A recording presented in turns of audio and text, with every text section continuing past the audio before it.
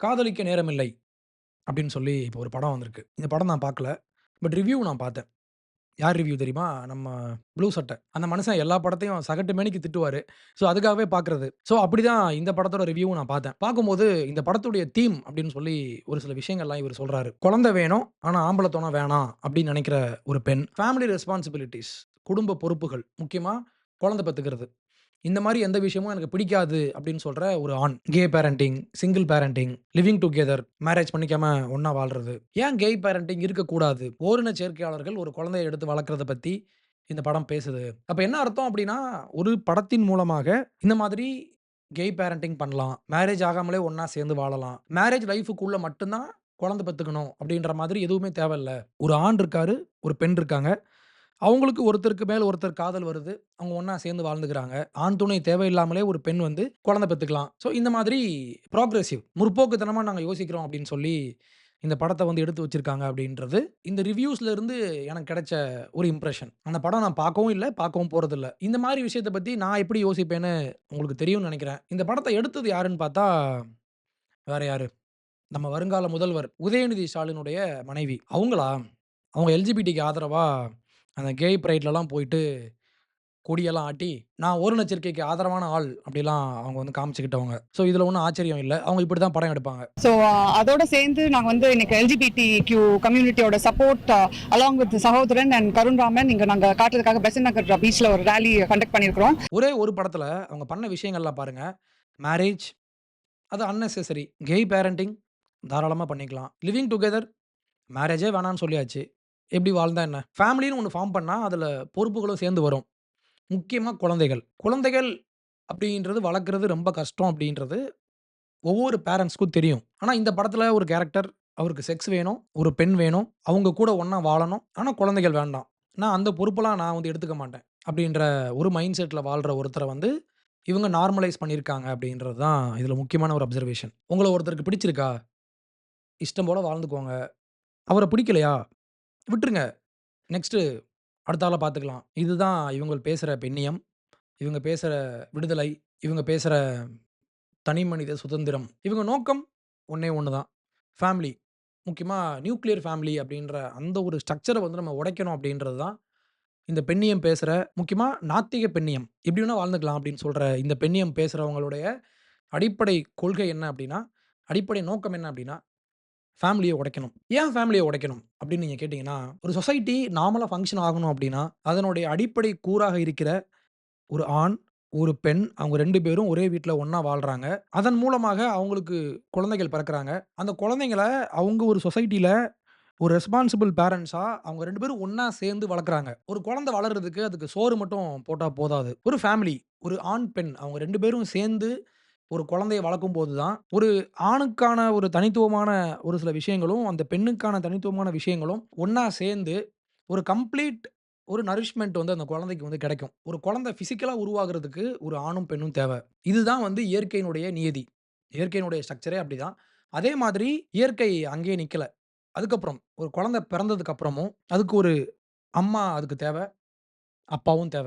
ஏன்? அம்மா வந்து அந்த குழந்தைய அரவணைச்சு வளர்த்து கொண்டு வருவாங்க. அதுக்கு பிசிக்கலா நரிஷ்மென்ட் குடுப்பாங்க, பால் குடுப்பாங்க. அப்பா என்ன பண்ணுவாரு, குழந்தைகளுக்கும், அந்த குடும்பத்துக்கும் தேவையான விஷயத்த வந்து வேட்டையாடி கொண்டு வருவாரு. இந்த 3 பேரும் சேர்ந்து என்ன பண்ணுவாங்க, குழந்தை, அம்மா, அப்பா இந்த 3 பேரும் சேர்ந்து, அவங்க ஒரு பேசிக் யூனிட்டா இருப்பாங்க. அம்மாவும், அப்பாவும் அந்த குழந்தைய வளர்ப்பாங்க. அந்த குழந்தை வளரும். வளர்ந்து அந்த குழந்தை ஒரு நியூ ஃபேமிலிய ஃபார்ம் பண்ணும். குழந்தை பிறந்ததுக்கு அப்புறமும் பேரன்ட்ஸுடைய தேவை அந்த குழந்தைக்கு இருக்கு. அதையும் இயற்கை தான் கட்டமைச்சிருக்கு அப்படின்றத நீங்க புரிஞ்சுக்கணும். அப்போ இந்த படத்துல காட்டுற மாதிரி ஒரு பெண் இருக்காங்க. அவங்களுக்கு ஆண் துணை தேவையில்ல. ஆனா குழந்தை மட்டும் வேணும். இது கேட்கறதுக்கு வேணா ரொம்ப மாடர்னா இருக்கலாம். இயற்கையினுடைய கட்டமைப்புக்கு எதிரான ஒரு விஷயம் இது. நீங்க கடவுள நம்புங்க, இல்ல நம்பாம போங்க. ஆனா, ஒரு மேரேஜ் அப்படின்றது இயற்கையிலேயே அமைஞ்ச ஒரு விஷயம். இயற்கைக்கு எதிரான விஷயம் தான் இவங்க பேசிட்டு இருக்காங்க, இந்த படத்துல. இப்போ இதுல என்ன பிரச்சனைனா, இத பண்றது திராவிடம். இதுல ஒண்ணும் ஆச்சரியப்படுறதுக்கு இல்ல. ஏன்னா, திராவிடத்தினுடைய கருத்தே இதுதான். திராவிடத்தினுடைய அடிப்படையே குடும்ப அமைப்பை ஒழிக்கணும் அப்படின்றது தான் திராவிட கொள்கையினுடைய மூலமே அதுதான். நான் ஏன் சொல்றேன்? இத நீங்க புரிஞ்சுக்கணும்னா, நீங்க வேண்டிய இடம் வந்து பெரியார் அப்படின்னு சொல்லப்படுற தந்தை பெரியார். தந்தை பெரியார் யார் இந்த ஆளா? இந்த ஒரு புத்தகம் இது 48 பக்கம் இருக்கு. இந்த ஒரு புக்க நீங்க படிச்சிட்டீங்கன்னா, பெரியார் என்று அழைக்கப்படுகிற இந்த நபரினுடைய லட்சணம் புரியும் உங்களுக்கு. இவர் பேசின பல விஷயங்கள இன்னைக்கு படிச்சு காட்டுறேன். இத நீங்க புரிஞ்சுக்கிட்டீங்கன்னா, அந்த படத்தினுடைய இன்ஸ்பிரேஷனே இவர் தான். முதல்ல காதல் அப்படின்ற அந்த ஒரு சாப்டர்ல மேலும் இந்த காதல் காரணத்தினாலேயே ஒரு புருஷன் ஒரே மனைவியுடனும், ஒரு மனைவி ஒரே ஒரு புருஷனுடனும் மாத்திரம் இருக்க வேண்டியதென்றும் கற்பித்து அந்தபடி கட்டாயப்படுத்தியும் வரப்படுகின்றது. காதல் அப்படின்ற அந்த ஒரு வார்த்தைய மட்டும் பிடிச்சுக்கிட்டு, ஒருத்தருக்கு காதல் ஒரு முறை தான் வரும் அப்படின்னு சொல்லி கட்டாயப்படுத்துறாங்க. இந்த சாப்டர்ல அவர் என்ன சொல்றாருன்னா, காதல் அப்படின்றது ஒரு ஆணுக்கும், பெண்ணுக்கும் வரும். ஆனா, அது ஒருத்தருக்கு ஒருத்தர் மேல தான் வரும் அப்படின்ற மாரி கட்டாயம் கிடையாது. ஆனா, நம்ம சொசைட்டில ஒருத்தனுக்கு ஒருத்தி அப்படின்றத புகுத்தியிருக்காங்க அப்படின்னு இவரு சொல்றாரு. பக்கம் 15.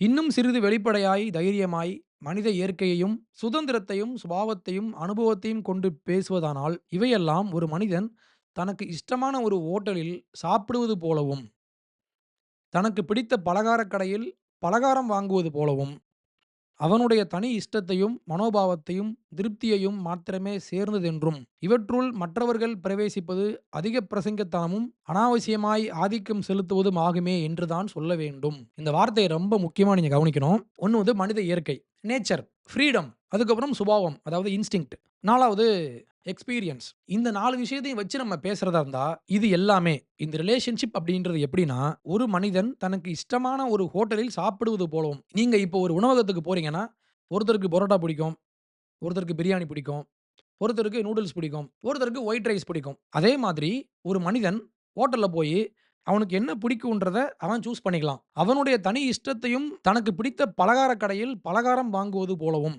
ஒரு ஆணும், பெண்ணும் எப்படி ஹோட்டல்ல போயிட்டு நமக்கு பிடிச்ச ஃபுட்ட சாப்பிடுறோமோ, நமக்கு பிடிச்ச ஸ்நாக்ஸ ஆர்டர் பண்ணி சாப்பிடுறோமோ, அதே மாதிரி ஒரு பெண்ணும், ஆணும் அவங்களுக்கு பிடிச்சவங்கள அவங்க சூஸ் பண்ணிக்கலாம். அதுவும் முக்கியமா இதுல ஒருத்தனுக்கு ஒருத்தினா பிரச்சனை கிடையாது. இவர் சொல்றது யாரு வேணா, எப்ப வேணா, எப்படி வேணா, எத்தனை நபர்கள வேணா அவங்களுக்கு பிடிச்சவங்கள சூஸ் பண்ணி வாழ்ந்துக்கலாம். இவரு இப்ப என்ன பண்றாரு, குடும்பத்தினுடைய அந்த முக்கியத்துவம் இருக்கும்ல, அத மொத்தமா அடிச்சு உடைக்கிறாரு. யாரு வேணா, எப்படி வேணா வாழ்ந்துக்கலாம்ல அப்படின்னு சொல்லிட்டா, அதுவும் ஹோட்டல்ல ஃபுட் சாப்பிடுற மாதிரி உனக்கு பிடிச்சத நீ சாப்பிட்டுக்கோ!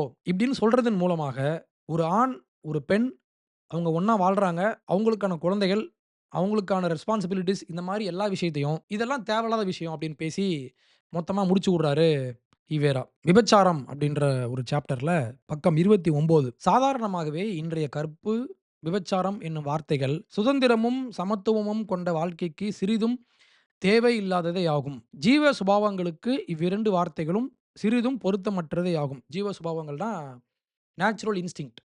ஒருத்தருக்கு உள்ள தோணும்ல, அது. வாழ்க்கை ஒப்பந்த நிபந்தனைகளுக்கு மாத்திரம் தேவையுடையதாக இருக்கலாம். நம்ம சும்மா ஒரு லைஃப்‌க்கு ஒரு அக்ரீமெண்ட் போடனா போட்டுக்கலாம்.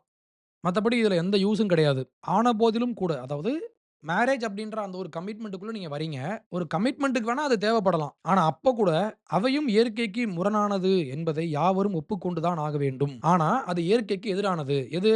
கற்பு, விபச்சாரம். இந்த 2 ஒழுக்கம் சார்ந்த விஷயங்களும் இயற்கைக்கு எதிரானது அப்படின்னு சொல்றாரு. அடுத்து இப்ப நான் கடைசியா படிக்க போறது ரொம்ப ரொம்ப முக்கியம். மற்றும் வேறொரு அத்தாட்சி என்னவென்றால், ஐயா நமக்கு இன்னொரு ப்ரூஃப் குடுக்குறாரு. மக்களில் ஆண்களுக்கும், பெண்களுக்கும் கற்புத் தவறுதலும், விபச்சாரத்தனமும் கூடாதென்று பொதுவாக இருபாலர்களுக்கும் தானாகத் தோன்றாமல் இருப்பதோடு, கற்போட வாழணும். விபச்சாரம் தவறாமல், அதாவது இன்னொருத்தர் கூட போகாம இருக்கணும் அப்படின்றது, நேச்சராவே நமக்கு தோன்றதில்லன்னு சொல்றாரு. பலர் கற்பித்தும், அதற்காக பல நிபந்தனைகளும் கூட ஏற்படுத்தியும், மற்றும் எவ்வளவோ பயங்களை காட்டியும், அதனால் சிலராவது அடிதடி, விரோதம், கொலை, உடல் நலிவு முதலியவைகளால் கஷ்டப்படுவதை நேரில் காணக்கூடிய சந்தர்ப்பங்களிலிருந்தும், இவ்வளவையும் மீறி மக்களுக்கு கற்புக்கு விரோதமாகவும், விபச்சாரத்திற்கு அனுகூலமாகவும், உணர்ச்சியும், ஆசையும் ஏன் உண்டாக வேண்டும் என்பதை கவனித்தால் அது தானாக விளங்கும். இவரு இப்ப என்ன சொல்ல வராரு அப்டின்னா, விபச்சாரம் பண்றாங்க. இன்னொருத்தர் கற்பு இல்லாம வாழ்றாங்க. அப்ப என்ன ஆகுதுன்னா, பயம் காட்டுறாங்க, அவங்கள அடிக்கிறாங்க, அவங்கள கொலை பண்றாங்க. இதனால சமூகத்துல நெறைய பிரச்சனை வருது. இந்த பிரச்சனைய அவங்க நேர்ல பார்க்குறாங்க. நேர்ல பார்த்ததுக்கு அப்புறம் கூட ஒருத்தருக்கு பல பேர் கூட போணும்னு ஏன் தோணுது? இன்னும் சிம்பிளா சொல்லணும்னா, ஒருத்தர் பல பேர் கூட போறதுனால, அதனால வர்ற பிரச்சனைய பார்க்குறாங்க. ஆனா அப்ப கூட அவங்களுக்கு பல பேர் மேல ஆசை வருது. விபச்சாரம் பண்ணணும்னு தோணுது. ஏன்? அப்டின்னா, இது இயற்கை அப்டின்ற ஒரு மிகப்பெரிய ஒரு பிலாசபிய சொல்றாரு. இயற்கையோடு இணைந்த வாழ்வு எதுவென்பதையும், எவ்வித நாட்டுப்பற்று, நடப்புப்பற்று, பிறப்புப்பற்று என்பதெல்லாம் நடுநிலையிலிருந்து தன் அனுபவத்தையும், தன் மனத்தில் தோன்றும் உணர்ச்சியையும், ஆசைகளையும் ஒரு உதாரணமாகவும் வைத்துக்கொண்டு, பரிசுத்தமான உண்மையை காணுவானானேயானால், அப்போதும் கற்பு, விபச்சாரம் என்னும் வார்த்தைகள் வெறும் புரட்டு என்பதையும், மற்றவர்களை அடிமையாக்கவும், கட்டுப்படுத்தவும் உண்டாக்கப்பட்ட சுயநல சூழ்ச்சி நிறைந்த தன்மை கொண்டது என்பதும் தானாகவே விளங்கிவிடும். விபச்சாரம் பண்றதும், பல பேர் கூட போறதும், ஒழுக்கமில்லாத அதாவது சாஸ்டிட்டின்னு சொல்லுவாங்க. சாஸ்டிட்டின்னா திருமணத்துக்கு முன்னால ஒழுக்கமா வாழ்றது. மேரேஜுக்குள்ள மட்டும் தான் உறவு வச்சுக்கணும் அப்படின்ற அந்த விஷயம். இந்த 2மே இயற்கைக்கு எதிரானது அப்படின்றது இவருடைய கூற்று. இந்த புக்கோட கவர்ல பார்த்தீங்கன்னா, தந்தை பெரியார்ன்னு போட்டிருக்கும். ஒரு சமூகத்தினுடைய ஒரு தமிழ் சமூகத்தினுடைய அடையாளமாக, தமிழ் சமூகத்தினுடைய தந்தையாக இவங்களால புரொஜெக்ட் பண்ணப்படுற ஒரு நபர், யார் வேணா எங்க வேணா போலாம். யார் வேணா யார் கூட வேணா போலாம்.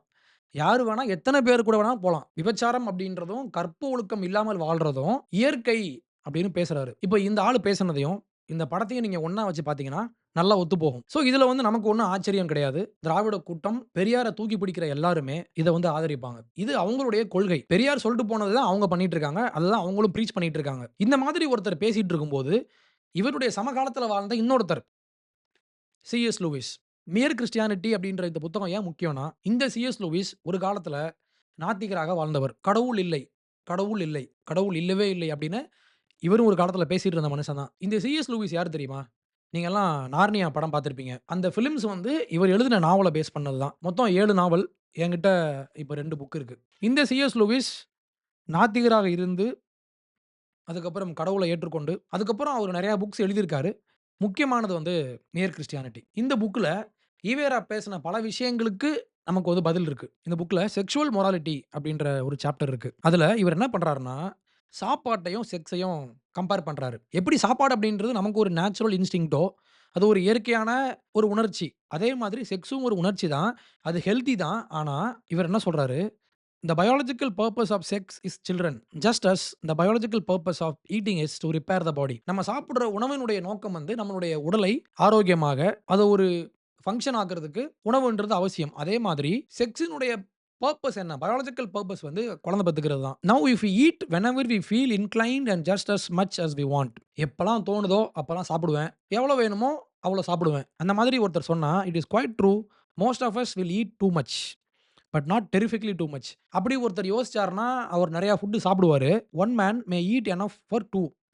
ஒருத்தன் வந்து 2 பேர் சாப்பிடுற சாப்பாட வந்து சாப்பிடலாம். But he does not eats enough for 10. அதுக்காக எனக்கு பிடிச்சிருக்கு அப்படின்றதுக்காக 10 பேர் சாப்பிடுற சாப்பாட்ட ஒருத்தர் சாப்பிட மாட்டாரு. The appetite goes a little beyond its biological purpose, but not enormously. Biological purpose வந்து அந்த பசிய போக்கணும். அந்த உணவ சாப்பிட்டு நான் வந்து ஹெல்த்தியா வாழணும் அப்படின்றது. ஆனா ஒரு சில நேரங்கள்ல அது கொஞ்சம் எக்ஸஸா போலாம். ஆனா ரொம்ப ஓவரா போகாது. போக முடியாது. But if a healthy young man indulged his sexual appetite whenever he felt inclined. ஒரு இளைஞனுக்கு எப்பலாம் தோணுதோ அப்பலாம் அவன் செக்ஸ் வச்சுக்கிட்டான் அப்படின்னா, and if each act produced a baby, then in 10 years he might easily populate a small village. 10 வருஷத்துல அவன் ஒரு ஊரே உருவாக்கிடலாம். This appetite is in ludicrous and preposterous excess of its function. குழந்தை பெத்துக்கிறதுக்குன்னு ஒரு ஃபங்ஷன் இருக்கு. அதுதான் செக்ஸு. ஆனா, அது ஒரு அளவ மீறி போகும்போது, அதனுடைய பேசிக் ஃபங்ஷன அது மீறுது. அதனுடைய நோக்கத்த அது மீறுது. அடுத்து, you can get a large audience together for a striptease act. That is to watch a girl undress on the stage. இப்ப நீங்க கிளப்புக்குலாம் போனீங்கன்னா, ஒரு பெண் என்ன பண்ணுவாங்கன்னா, அவங்க ட்ரெஸ்ஸ அப்படியே கழட்டுவாங்க. ஒவ்வொரு ட்ரெஸ்ஸையா கழட்டி போடுவாங்க. நிர்வாணமா போல் டான்ஸ் ஆடிட்டு இருப்பாங்க. அதுக்கு பேரு தான் ஸ்ட்ரிப்டீஸ். ஓகே. இப்போ now suppose you come to a country where you could fill a theatre by simply bringing a covered plate onto the stage and then slowly lifting the cover so as to let everyone see that it contained a mutton chop or a bit of bacon. Would you not think that in that country something had gone wrong with the appetite for food? நீங்க ஒரு புதுசா ஒரு கண்ட்ரிக்கு போறீங்க. அந்த நாட்டுல ஒரு தியேட்டர்ல நெறைய பேர் கூடியிருக்காங்க. அவங்க முன்னால நீங்க ஒரு பிளேட் கொண்டு வரீங்க. அந்த பிளேட்ல நீங்க மட்டன் கறிய அங்க வச்சிருக்கீங்க. அது மேல ஒரு பிளேட்ட போட்டு மூடி வச்சிருக்கீங்க. அத மெதுவா அப்படி எடுத்து காட்டுறீங்க. அத பார்க்கறதுக்கு ஒரு பெரிய கூட்டம் கூடியிருந்தா, அந்த நாட்டுல பசின்றது ஒரு நியாயமான விஷயம் தான். ஒரு இயற்கையான விஷயம் தான். ஆனா, அந்த சாப்பாட்டையே ஒரு மையமா வச்சு, 24 மணி நேரமும் அந்த பிளேட்ட மெதுவா எடுத்து, எல்லாரும் அப்படியே அத ரசிச்சு, அந்த மட்டனையே அப்படியே பார்த்துட்டே இருந்தா, தேர் இஸ் சம்திங் ராங். அப்படிதானே? அதே மாரி தான் நம்ம ஊர்லயும் இப்ப நடந்துட்டு இருக்கு. எப்ப பார்த்தாலும் செக்ஸ், செக்ஸ், செக்ஸ். எந்த பக்கம் திரும்பினாலும் செக்ஸ் தான். சாப்பிடுறது நல்லது தான். ஆனா, அடுத்து பாருங்க. There is nothing to be ashamed of in enjoying your food. உங்க ஃபுட்ட சாப்பிடுறதுல எந்த பிரச்சனையும் இல்ல. There would be everything to be ashamed of if half of the world made food the main interest of their lives and spent their time looking at pictures of food and dribbling and smacking their lips. Half the world உலகத்துல பாதி பேரு சாப்பிடுறதே அவங்களுடைய மையமான ஒரு வாழ்க்கையினுடைய Cola வச்சுக்கிட்டு, சாப்பாட்டுடைய படத்த வச்சு பார்த்துக்கிட்டு, சாப்பாடு, சாப்பாடு அப்படின்னு சொல்லி 24 மணி நேரமும் ஃபுட்ட பத்தியே ஒருத்தவங்க யோசிச்சுட்டு இருந்தாங்கன்னா, அங்க ஏதோ பிரச்சனை இருக்கு. அப்ப செக்ஸ் அப்படின்றது நல்ல விஷயம் தான். ஆனா, அதுக்குன்னு ஒரு சில கட்டுப்பாடுகள் உண்டு. கட்டுப்பாடுகள் இருக்கு. அடுத்த முக்கியமான பாயிண்ட் அவர் சொல்றாரு, "and we grow up surrounded by propaganda in favour of unchastity." Periyar சொன்னார்ல, அத அப்படியே இவரு சொல்றாரு. ஸோ நமக்கு ஒரு புரோபகேண்டா இருக்கு. என்னன்னா, நம்மகிட்ட ஒரு விஷயத்த வந்து பதிய வைக்கிறாங்க. என்னன்னா, கற்பு அப்படின்றதே ஒரு தேவையில்லாத விஷயம். அடுத்து பாருங்க, "there are people who want to keep our sex instinct inflamed in order to make money out of us." இங்க ஒரு பெரிய ஒரு மாஃபியா ஒண்ணு இருக்கு. அவங்க என்ன பண்ணுவாங்கன்னா, நம்மளுடைய செக்ஸ் இன்ஸ்டிங்க்ட்ட தூண்டிக்கிட்டே இருப்பாங்க. இன்னைக்கு நீங்க சினிமா எடுத்துக்கோங்களேன். ஒரே ஒரு சினிமால கூட இந்தியா முழுக்க ஐட்டம் டான்ஸ்ன்னு ஒண்ணு இல்லாம ஒரு படத்த நீங்க இன்னைக்கு பார்க்க முடியாது. அந்த கதைக்கும், அந்த பாட்டுக்கும், அந்த டான்ஸுக்கும் தேர் இஸ் நோ ரிலேஷன். ஆனா ஆடுவாங்க. அதுவும் அவுத்து போட்டு தான் ஆடுவாங்க. அடுத்து இத நான் கடைசியா படிக்கிறேன்.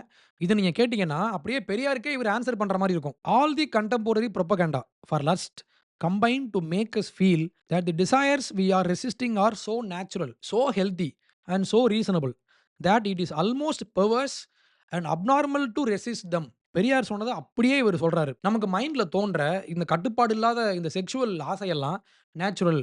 அதுக்கப்புறம் healthy and so reasonable that it is almost பெர்வர்ஸ். நமக்கு தோன்ற இந்த ஒரு செக்சுவல் ஆசைய நம்ம வந்து எதிர்க்கிறது தான் பெர்வர்ஸ். அதுதான் தப்பு அப்படின்னு நமக்கு சொல்லப்படுதுன்னு இவரு சொல்றாரு.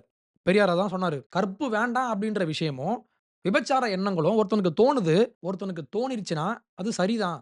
ஏன்னா மனுஷனுக்கு இது தோணுதுல்ல.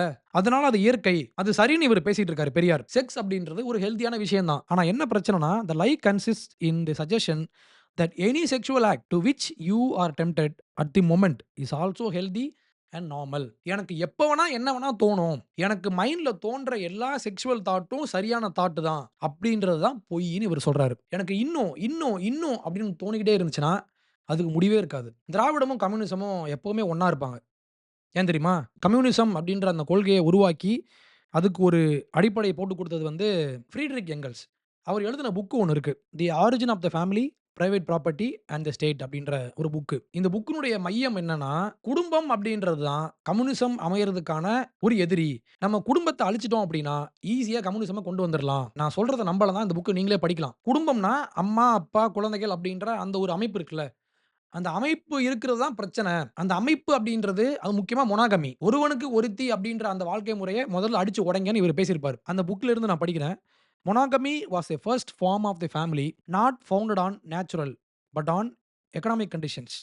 That is the victory of private property over primitive and natural collectivism." Monogamy ஒருவனுக்கு ஒருத்தி அப்படின்ற இந்த வாழ்க்கை முறை வந்து இயற்கையே கிடையாது. பிரைவேட் ப்ராப்பர்ட்டி அப்படின்ற அந்த விஷயம் வந்ததுனால தான் குடும்பம்ன்ற ஒண்ணு உருவாச்சு.